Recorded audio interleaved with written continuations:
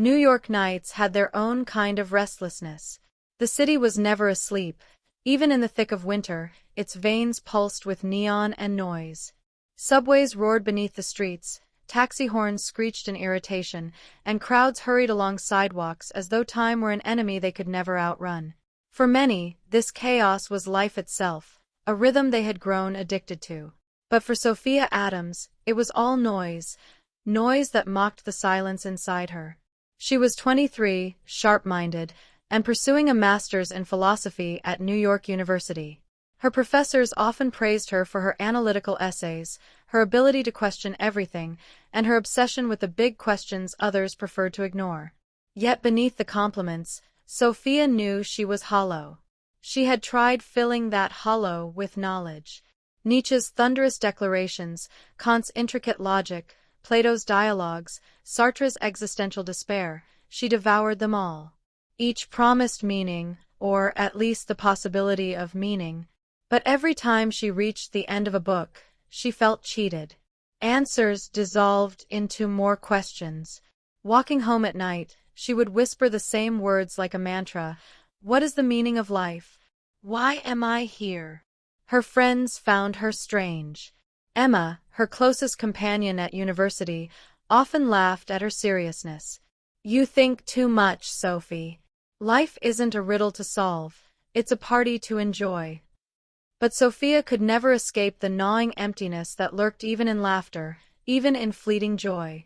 That Friday evening, when most students were preparing for another night of noise and neon, Sophia wandered instead into the library. She told herself it was to find references for her thesis on the human pursuit of ultimate truth, but deep down, she knew she was stalling. She needed the quiet. Snow pressed against the tall windows, muffling the city's usual roar. Inside, only the rustle of pages and the occasional squeak of shoes echoed. She moved past rows of modern shelves, drawn instead toward the older, dustier section of the library, a place students rarely bothered with. It was there, tucked between crumbling encyclopedias and forgotten anthologies, that she saw it. A slim, black book. No golden lettering, no ornate design. Just a plain cover, worn by time, with a single word across it. Mushaf. Sophia hesitated. The word meant nothing to her. It wasn't Latin or Greek. Not German philosophy. Curious, she pulled it out. The leather-like surface felt rough, fragile in her hands. She opened it cautiously, expecting indecipherable text. One side indeed held unfamiliar Arabic script, flowing and curved like art. But on the other side, English. Clear, direct, and unsettling. Her eyes caught the very first line. This is the book about which there is no doubt, a guidance for those conscious of God. Sophia froze. Her chest tightened. Her breath fogged the air in front of her. Guidance. The word thundered through her like a hidden chord finally struck. Wasn't that what she had been seeking all along? Guidance, not theories, not probabilities, not speculations. Something certain. Something unmoving. Almost instinctively, she snapped the book shut, as though it had burned her fingers. The silence of the library pressed against her ears. She looked around. Was anyone watching?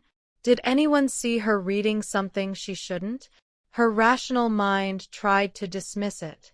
It's just another religious book. Like the Bible or the Vedas or the Buddhist sutras you skimmed. Nothing more. Don't get carried away. But another voice within whispered, this feels different. Her pulse quickened. After a long pause, she opened the book again. Her eyes fell on the next lines.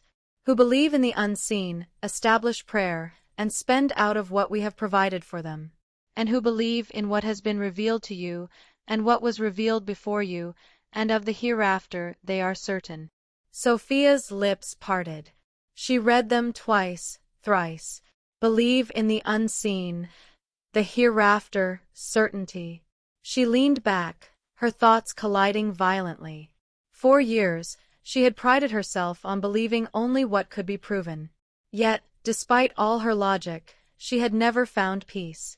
And here were words daring her to trust in what she could not see, yet promising the very certainty she craved. The floor creaked suddenly. Sophia startled and slammed the book shut. "Sophie!" It was Emma. She appeared with two bulky psychology texts in hand, raising an eyebrow at her friend's nervous posture. "Oh, hi," Sophia stammered, shoving the Mushaf slightly away from sight. Emma smirked. "What are you doing here on a Friday night? Don't tell me you're still chasing that ultimate truth thing." She chuckled, balancing the books against her hip. "You know, you could just come with me to the party. That's the only truth worth having." Sophia forced a smile. "Maybe later. Suit yourself." Emma shrugged, heading off without another glance. Sophia exhaled, her shoulders relaxing. She pulled the book closer again, unable to resist. She turned the pages slowly, each line more arresting than the last. It was not like the philosophical texts she was used to. Those books built arguments like towers, heavy with logic but fragile at the base. This one spoke differently. It did not argue. It declared, as though truth required no proof, only recognition. Each sentence slipped past her defenses, touching a place she didn't even know was still alive. She had no idea how long she sat there, hunched over the table beneath the dim yellow lamp. Outside, the snow thickened, and the library emptied. Her phone buzzed. A message from Emma. "Emma, party's starting. Don't bail. You need fun, not dusty books." Sophia stared at the glowing screen, then at the Mushaf resting under her hand. Fun. She had tried that. Drinks, dancing, laughter, all temporary anesthetics. But the emptiness always returned, louder than before. She flipped to another page. Her eyes caught a verse. "And they say, why has a sign not been sent down to him from his Lord?" Say, indeed, Allah is able to send down a sign, but most of them do not know. Sophia's throat tightened. A sign. Hadn't she whispered that very plea in her darkest nights? If there is truth, show me a sign. If there is a God, prove it to me. And now, here she was, holding a book that claimed to be exactly that. Her heart whispered, "This is your sign." Her rational mind screamed, "Coincidence. Don't romanticize it." She closed her eyes, clutching the book tightly. Her whole life, she had demanded answers, mocked faith, glorified doubt. And now, here was something turning the very core of her being upside down. She rose abruptly, slipping the Mushaf into her bag. She wasn't sure why, perhaps fear that someone would take it away, or that she'd never find it again. She needed it close. As she stepped out of the library, the cold night air slapped her face. Snowflakes clung to her lashes. The city glowed beneath streetlights, taxis splashing through slush, pedestrians huddled in coats. But for the first time, the noise didn't overwhelm her. It faded, as though she were walking through a tunnel of silence. All she could hear was her heartbeat, and a whisper in her soul repeating, "This is the book. No doubt, guidance." Sophia tightened her grip on the bag, holding the Mushaf against her side as though it were an anchor. She didn't know what lay ahead. She didn't even know if she wanted to believe. But something had begun, and she could not turn back. Sophia barely remembered the walk back to her apartment. The book's weight lingered in her mind even though she had left it behind in the library. Snowflakes fell against her coat as if urging her to slow down, to think, to breathe.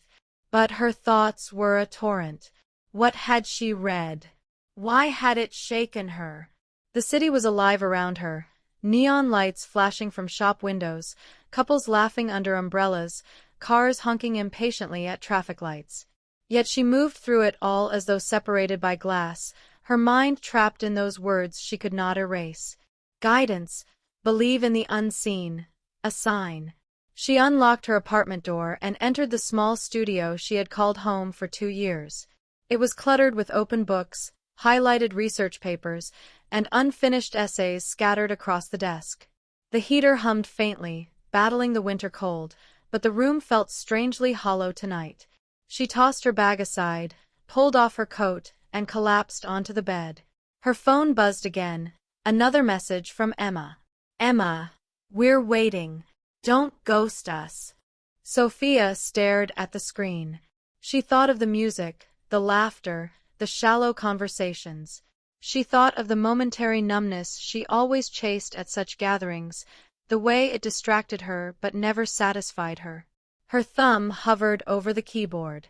Finally, she typed back, "Can't. Maybe next time." Almost immediately came the reply, "Emma, Sophia, you're impossible. Fine, your loss." She set the phone down, relief and guilt warring inside her. Tonight, she couldn't pretend. Tonight, something bigger demanded her attention. She lay back, eyes on the ceiling, the hum of the heater merging with the hum of her thoughts. What if she had just stumbled onto something dangerous? Or worse, something true. For years, she had prided herself on her independence, her refusal to be chained by dogma. She was the girl who questioned everything, who demanded proof, who laughed at blind faith. Professors admired her sharp arguments, friends relied on her for rational explanations. She was the skeptic, the realist. And yet, those verses had felt alive. Not arguments, not poetry, not human.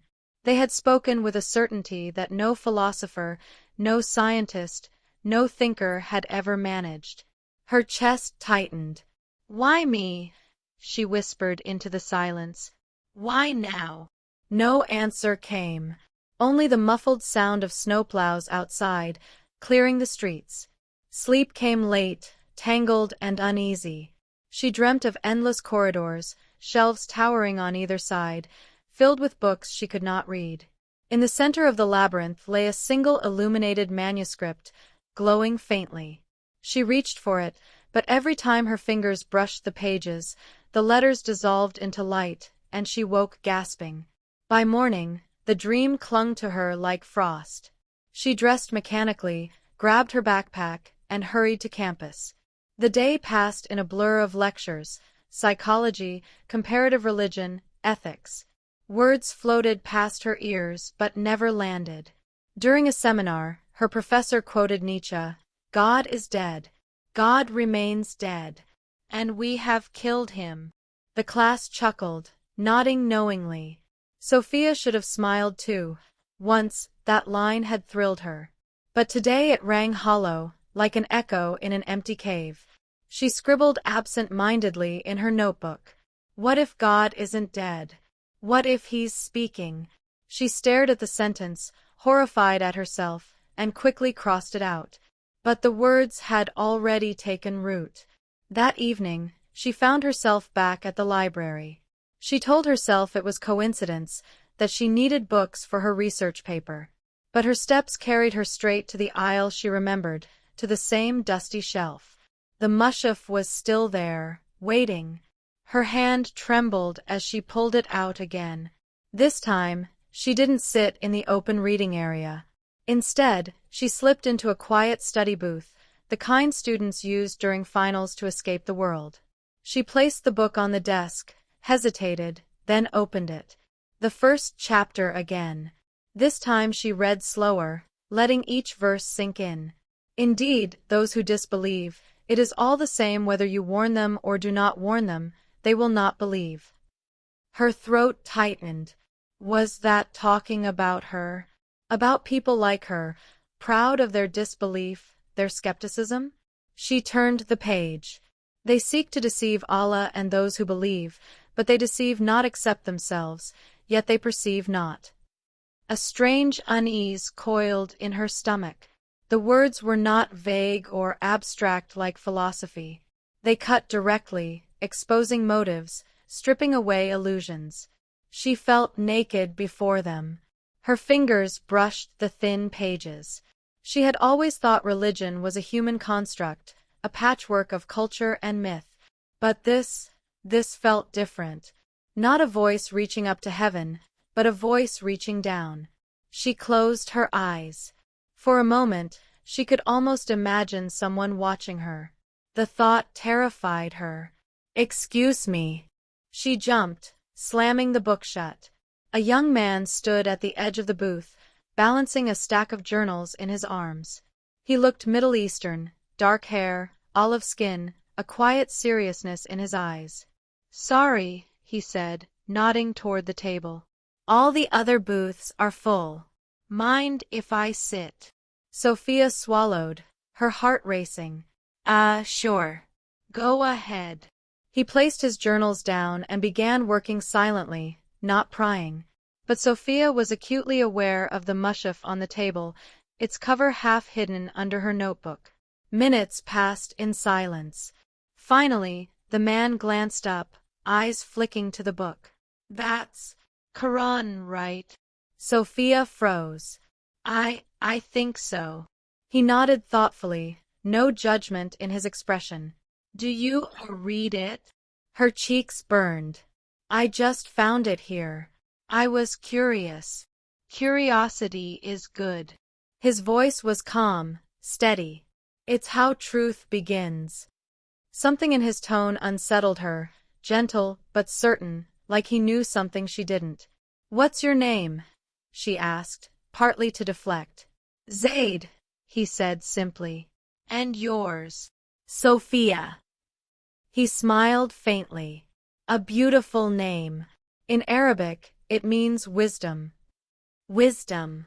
The irony struck her. She, who had chased wisdom in every book and theory, now sat trembling over words she barely understood. Before she could respond, Zaid returned to his work, respectful of her silence. Yet his presence lingered, an unspoken reminder that this book was not a relic but a living text, connected to real people, real faith. Sophia stared at the cover of the Mushaf. For the first time, she realized, she was not just reading someone else's words. She was standing at the edge of a world she had never entered. That night, back in her apartment, she could not concentrate on anything else. She opened her laptop, intending to research for class, but her fingers typed something else. Quran translation PDF. Dozens of results appeared. She downloaded one, scrolling through the familiar verses she had seen in the library. Her eyes lingered on the opening. "This is the book about which there is no doubt, a guidance for those conscious of God." No doubt. Guidance. The phrases repeated in her mind like a drumbeat. She leaned back, rubbing her temples. If this was truly a divine book, then everything she had built her life upon, skepticism, independence, self-made purpose, was about to crack. And if it wasn't, then why did it feel so alive? A soft knock startled her. She opened the door to find Mrs. Rosenberg, her elderly neighbor, standing with a small package. "This was left in the lobby," the old woman said kindly. "For you." "Thank you."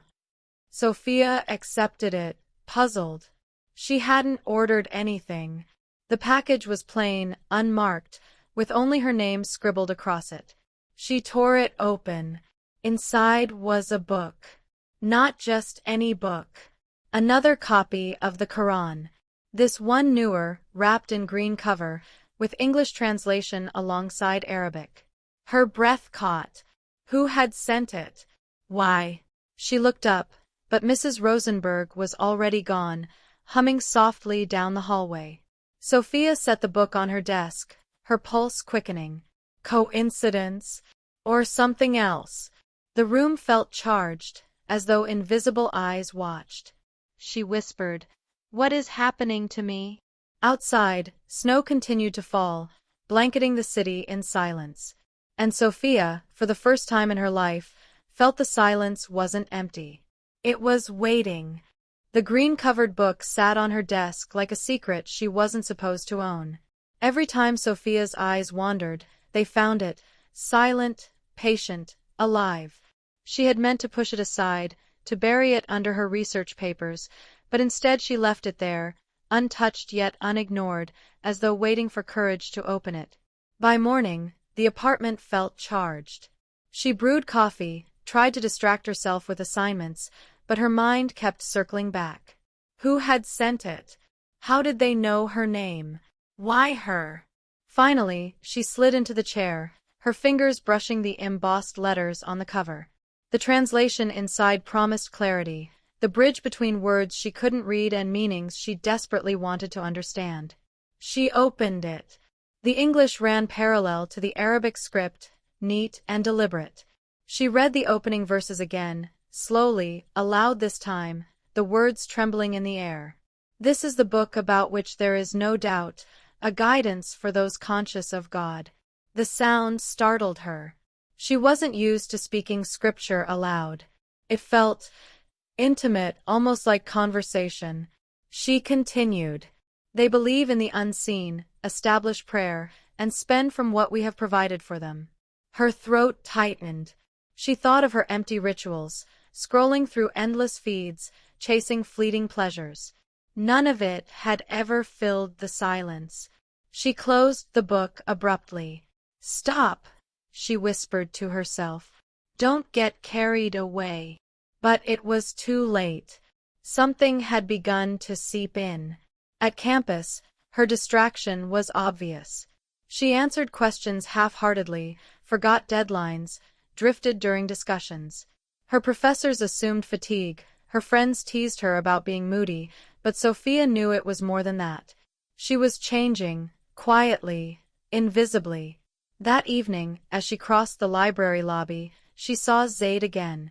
He was seated near the entrance, a notebook open, pen moving steadily across the page. For a moment, she considered walking past. But something tugged at her, and before she knew it, she stopped. "Hi," she said softly. He looked up, offering a calm smile. "Sophia, right?" She nodded, suddenly aware he remembered her name. "Did you keep reading?" he asked gently. Her lips parted, then closed. She hesitated. "Yes, I think so." "You think so?" She sighed, dropping into the chair across from him. "I don't even know what I'm doing anymore. It's like every word feels alive, but part of me wants to run away." Zaid set his pen down. His gaze was steady but kind. "That's natural.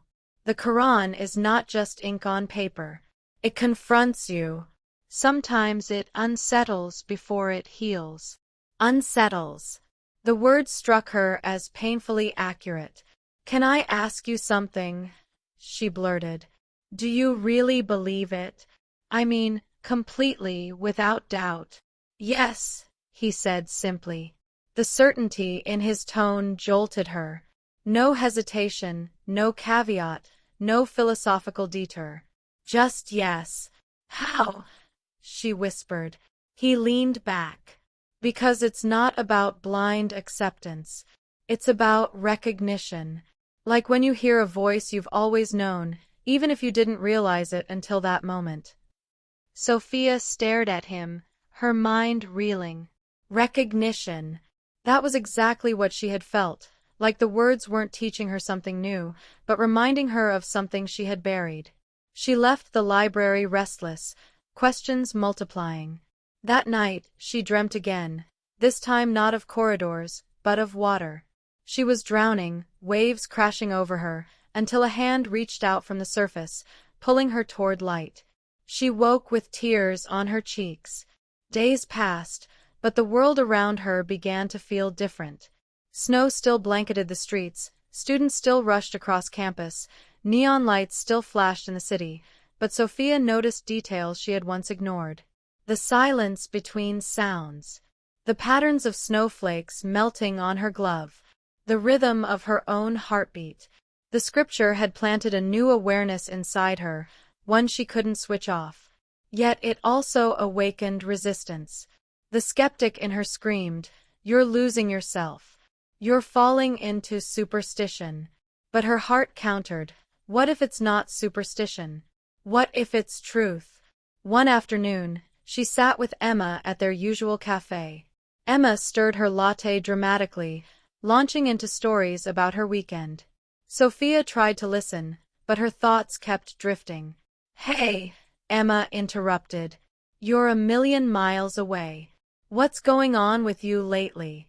You've been so weird. Sophia forced a laugh. Just tired. Come on. You used to tear apart religion like nobody else. Now you look like someone who's found God. Emma smirked, half joking. Don't tell me you're going religious on me, sophomore. Sophia froze, caught between denial and confession. She muttered, I don't know. Emma rolled her eyes. Please. Don't tell me you've been reading that Quran thing Zaid's always carrying around. The mention of his name made Sophia's chest tighten. How do you know Zaid? Emma shrugged. Everyone knows him. The Muslim guy who barely talks but always tops the class. Nice enough, I guess, but too serious for my taste. Sophia stirred her coffee, avoiding Emma's gaze. The conversation left her unsettled. If others knew Zaid, if they knew the Quran, then this wasn't just her private discovery. It was a whole world she had ignored. That night, she returned to the green-covered book. She read until her eyes blurred. And we have certainly created man, and we know what his soul whispers to him, and we are closer to him than his jugular vein. Her breath caught, closer than her jugular vein. She touched her neck instinctively, pulse fluttering under her fingers. Could God truly be that near? She had always thought of him, if he existed at all, as distant, abstract, unreachable. But these words painted him as intimate, present, nearer than her own self. Her chest tightened. Tears stung her eyes. If you're real, she whispered into the silence, then I need you to show me. I'm tired of searching. The room seemed to still. For the first time in years, her plea wasn't directed at the universe or at herself, it was directed upward, to someone. The following evening, she encountered Zaid again. This time, he was leaving the library just as she entered. Their eyes met, and he paused. You look different, he said. Sophia laughed nervously. That obvious? He smiled faintly. Truth leaves marks. They walked together across campus, snow crunching underfoot. For a while, silence stretched between them, comfortable yet charged. Finally, Sophia spoke. Do you ever feel like your whole life has been a lie? Zaid glanced at her, his expression thoughtful. Not a lie. A preparation. Sometimes we have to exhaust every false path before we recognize the real one. His words lingered long after they parted ways. That night, Sophia dreamt once more. She stood at the edge of a vast desert, the sky blazing with stars. In the distance, a voice recited words she couldn't fully understand, yet their rhythm pulled at her soul. She followed, feet sinking into sand, heart racing. When she woke, her pillow was damp with tears. She sat up, whispering into the dark, What's happening to me? The Quran lay open on her desk, as though waiting for her to continue. By now, resistance felt futile. Sophia was drawn deeper, pulled by verses that sliced through her skepticism and spoke directly to her unrest. But with each step, fear grew too. Fear of what this meant for her identity, her friendships, her future. She stared at her reflection in the bathroom mirror one morning, eyes tired but burning with something new. Sophia, she whispered, who are you becoming? No answer came. Only the quiet certainty that she was no longer the same. And for the first time in years, she wasn't afraid of not knowing. The city was restless that night. Sirens wailed in the distance, headlights cut through the falling snow, and Sophia walked quickly along the dimly lit street, her breath rising in white clouds. She clutched her coat tighter, but the cold wasn't what unsettled her. It was the book in her bag, the Quran, green-covered, heavier than any textbook she had ever carried. Every step felt like it pulled her deeper into something she didn't fully understand. She remembered Zaid's words, truth leaves marks. Her heart beat fast. She wanted to believe. She wanted to surrender to the certainty she had felt in those verses. And yet, fear pressed against her chest. What would it mean for her life? For her friendships? For her future? The following morning, Sophia skipped class. She stayed in bed, scrolling through the Quran, whispering verses under her breath. Some felt like a mirror of her own soul, others struck like lightning, terrifying in their power. And those who turn away from our remembrance, for them is a narrow life. Her eyes widened.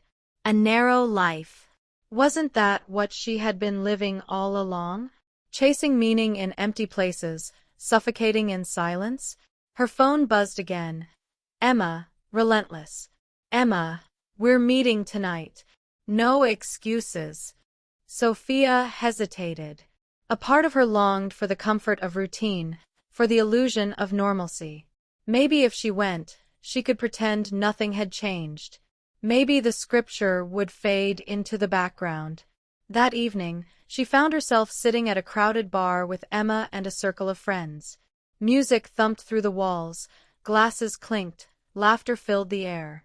But to Sophia, everything felt distant, hollow. She watched Emma toss her hair back, laughing at some crude joke, and wondered how she had ever thought this was enough. A drink was pushed into her hand. She stared at it, the liquid shimmering under neon light. She thought of the verse she had read earlier. "O you who have believed, indeed, intoxicants, gambling, sacrificing on stone altars to other than Allah, and divining arrows are but defilement from the work of Satan, so avoid it." Her chest tightened. She set the glass down untouched. "Not drinking." Emma raised an eyebrow. "Not tonight," Sophia muttered. Emma smirked. "Wow. You're really changing, aren't you?" Sophia forced a smile, but inside she knew, yes. She was changing. She left early, unable to bear the noise. The night air was sharp, cutting against her skin. As she walked home, a strange unease settled over her, heavier than the cold. Halfway down the block, she felt it, eyes watching. She turned sharply. A shadow moved near the corner, then vanished. Her pace quickened. The streets were nearly empty, snow muffling her footsteps. She glanced back again, heart pounding. Someone was there. A man, tall, dressed in dark clothes, keeping distance but following. Fear surged. She broke into a run, fumbling for her keys. She reached her apartment building, slammed the door shut behind her, and leaned against it, gasping. Silence. But the fear didn't fade. She couldn't shake the feeling that the world around her was shifting, that unseen forces were drawing closer, watching, waiting. The next day, she found Zaid in the library again. This time, she didn't hesitate. "Someone followed me last night," she blurted, sliding into the seat across from him. His expression sharpened. "Are you sure?" "Yes. I don't know who. But I felt." She lowered her voice. "I felt like it had something to do with this." She gestured toward the Quran in her bag. Zaid studied her for a long moment. Sometimes, when truth enters your life, resistance follows. From others. From within yourself. "It's not easy, Sophia." She swallowed hard. "I don't know if I'm strong enough." "You don't have to be," he said quietly. "You just have to keep seeking. Strength comes after." His certainty both comforted and unsettled her. That night, Sophia couldn't sleep. She tossed in bed, the green Quran glowing faintly in the lamplight. She opened it once more, desperate for guidance. Her eyes fell on a verse she hadn't read before. "And we placed between them and the cities which we had blessed, many, visible cities. And we determined between them the distances of journey, saying, travel between them by night and day in safety." She frowned. The words seemed out of place, almost random. But as she read them again, an odd calm washed over her. Safety. A promise whispered across centuries. Her phone buzzed, startling her. An unknown number. She hesitated, then answered. At first, silence. Then a low voice. You shouldn't be reading that book. Her blood ran cold. Who is this? The line went dead. Her hand shook as she lowered the phone. The Quran lay open on the desk, its pages fluttering in the draft from the window. Sophia stared at it, heart racing. Whoever that was, they knew. They knew about the book, about her reading it, about her search. And suddenly she understood. This wasn't just a private journey anymore. She had stepped into something larger, something that had eyes, something that was watching. She pulled the curtains shut, locked the door, and sat trembling beside the book. God, she whispered, voice cracking, if you're real, if this is from you, then protect me. Because I don't know what's happening, and I'm scared. The silence in the room deepened, heavy but strangely comforting. Sophia pressed her palms against the green cover. Her tears fell freely now. She didn't have answers. She didn't even have certainty. But she had a direction. And she knew her life would never return to what it had been. Outside, the snow fell thicker, covering the city in white. Somewhere in the distance, unseen eyes still watched. Sophia closed her eyes, clutching the book, unaware that her real test was only beginning, and that the next page of her life would bring questions she wasn't ready to face.